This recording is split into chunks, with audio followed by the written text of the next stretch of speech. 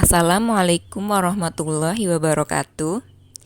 Kami dari kelompok 1 mata kuliah Perancang dan Pengembangan Kurikulum akan mempresentasikan hasil diskusi kami pada topik 6 Ruang Kolaborasi mengenai implementasi pembelajaran dalam UBD, Understanding by Design.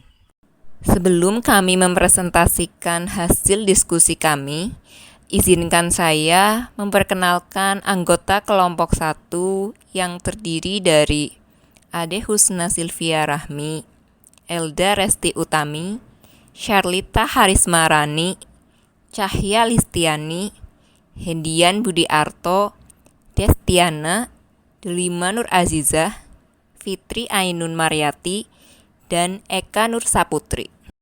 Kelompok 1 akan mempresentasikan hasil diskusi kami mengenai pembelajaran menggunakan buku teks, yang di dalamnya terdapat beberapa ilustrasi dan diharuskan menjawab beberapa pertanyaan berdasarkan ilustrasi yang disajikan.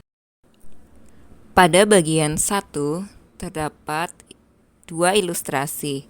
Ilustrasi yang pertama yaitu buku teks atau buku pegangan berfungsi sebagai salah satu sumber daya, rujukan untuk dikaji sebagai landasan desain pembelajaran dengan tujuan yang spesifik dan hasil pembelajaran.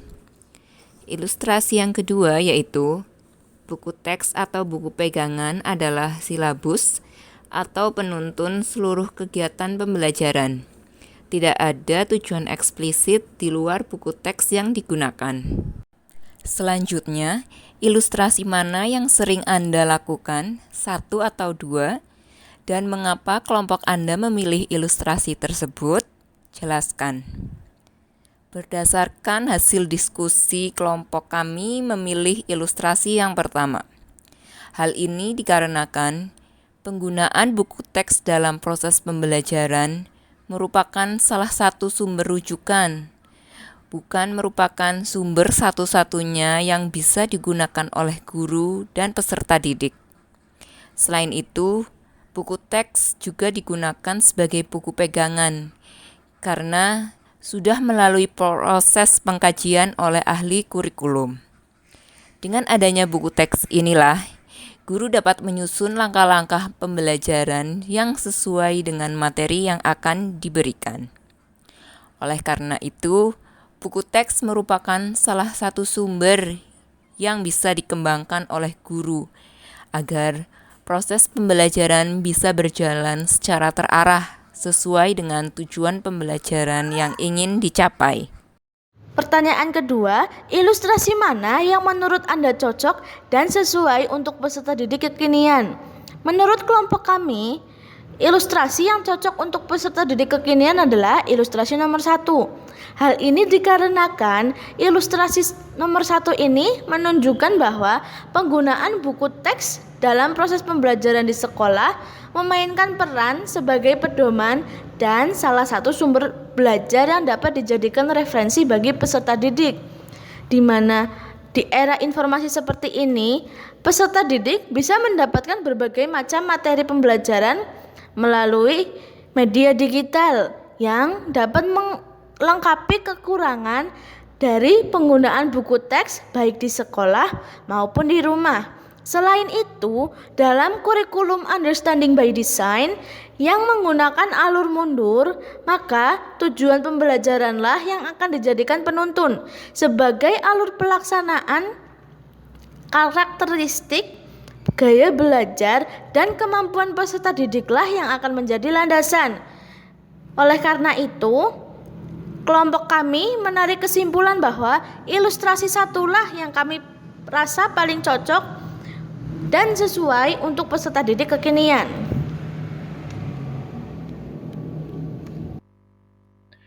Baik, selanjutnya pada bagian yang kedua, pada bagian ini terdapat 2 ilustrasi. Ilustrasi yang pertama adalah hasil belajar yang diinginkan membutuhkan penilaian unjuk kerja yang bersumber dari keilmuan sebagai konten buku teks. Dan ilustrasi yang kedua adalah penilaian terdiri dari tes pengetahuan sikap dan keterampilan yang ada pada buku, pegangan, dan mungkin terpisah atau lembar kerja peserta didik, namun masih terkait erat dengan konten buku dan teks. Kemudian pada pertanyaan yang pertama adalah, ilustrasi mana yang sering Anda lakukan? Apakah ilustrasi satu atau ilustrasi yang kedua? Dan mengapa kelompok Anda memilih ilustrasi tersebut? Serta jelaskan. Jadi pada ilustrasi 1 dan 2 tersebut, kami memilih ilustrasi 2 karena hal ini sesuai dengan tuntunan dalam asesmen kurikulum 2013 dan kurikulum Merdeka, di mana penilaian pada 3 aspek atau 3 ranah yaitu pengetahuan, sikap, dan keterampilan.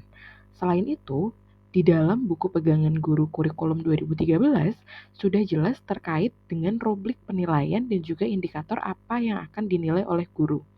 Sehingga mempermudah pekerjaan guru dan guru hanya sedikit mengembangkan rubrik penilaian atau indikator yang akan dinilai dan disesuaikan dengan karakteristik peserta didik.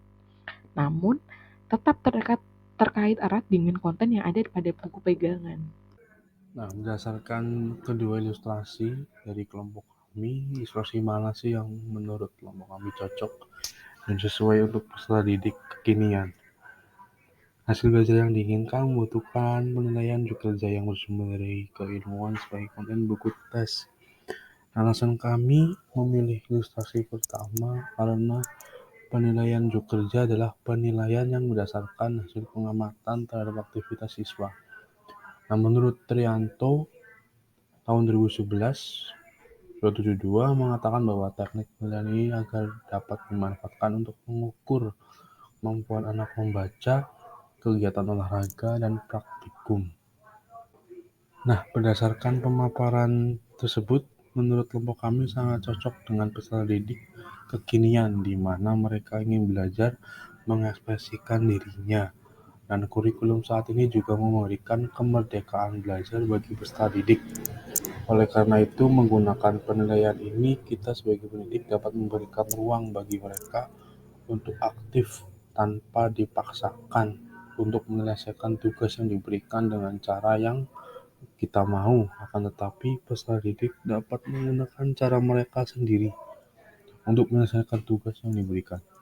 Kemudian, kita sebagai pendidik memberikan penilaian bukan hanya pada hasil mereka, akan tetapi pada proses mereka dalam menyelesaikan tugasnya. Selanjutnya, di bagian 3 ada disajikan 2 ilustrasi. Ilustrasi yang pertama, yaitu buku teks digunakan untuk mengungkap, menyoroti, dan mengeksplorasi pertanyaan-pertanyaan penting dan tantangan keilmuan yang mendukung kinerja inti dalam subjek.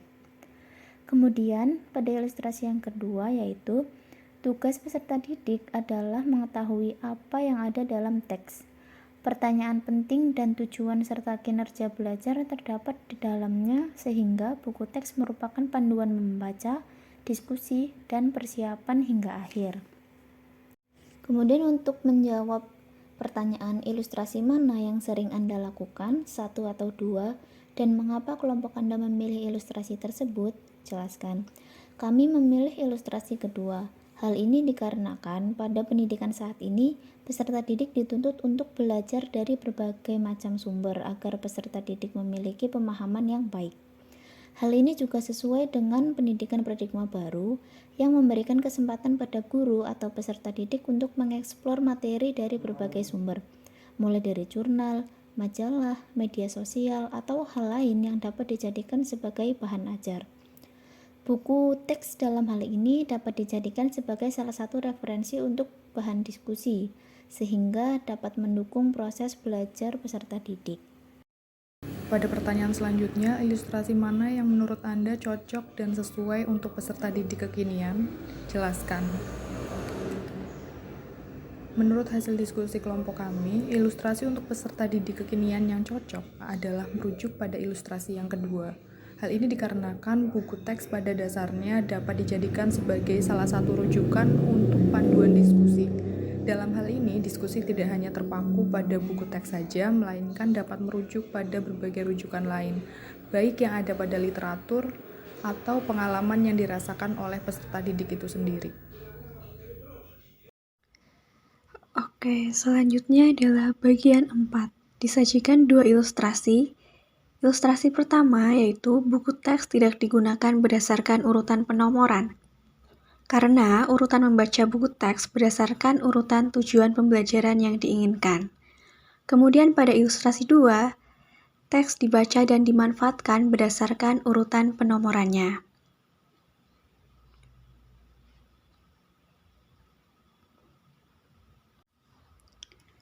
Ilustrasi mana yang sering Anda lakukan, 1 atau 2, dan mengapa kelompok Anda memilih ilustrasi tersebut?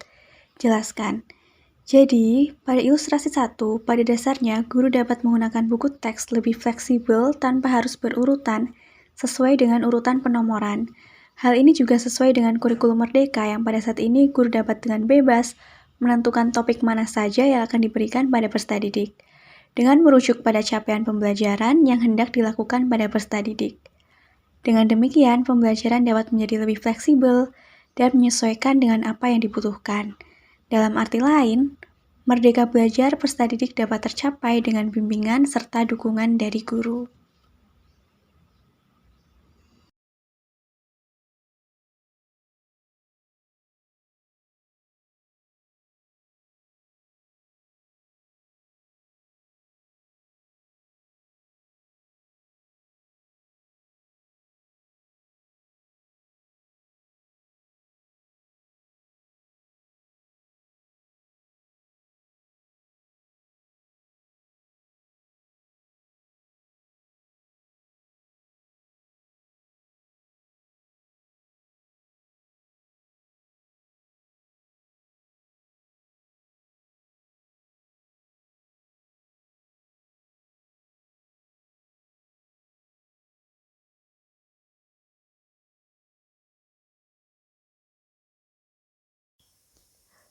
Kemudian, pada bagian 5, terdapat dua ilustrasi. Ilustrasi pertama, buku teks ini adalah satu sumber daya dan rujukan di antara banyaknya sumber belajar. Buku pegangan termasuk sebagian materi dan umumnya hanya digunakan untuk merangkum ide-ide penting dan sebagai landasan memecahkan masalah dan dukungan argumen penting. Ilustrasi 2, buku teks sumber primer dan bahan sumber lainnya jarang digunakan. Misal tidak menggunakan media massa, media sosial, dan lain-lain. Ringkasan dan konten buku teks diambil sebagai kegiatan untuk dipelajari, didalami, dieksplorasi, diuji, dan dikritik.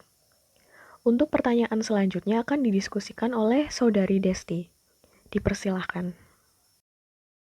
Saya Elda Resti Utami. Di sini saya akan melanjutkan bagian yang kelima. Ilustrasi mana yang sering kami lakukan, ilustrasi yang pertama ataupun kedua, dan mengapa kelompok kami memilih ilustrasi tersebut. Kelompok kami memilih ilustrasi yang pertama. Hal ini dikarenakan pada proses belajar, baik guru ataupun peserta didik tidak harus selalu berpatokan pada satu sumber saja. Sumber-sumber lain digunakan untuk menambah wawasan peserta didik agar pengetahuannya komprehensif. Sumber belajar pada dasarnya tidak hanya buku teks saja, melainkan media massa, media sosial, jurnal, dan lainnya. Dapat dijadikan bahan ajar untuk memperkuat pengetahuan peserta didik. Selanjutnya, ilustrasi mana yang menurut kelompok kami cocok dan sesuai untuk peserta didik kekinian?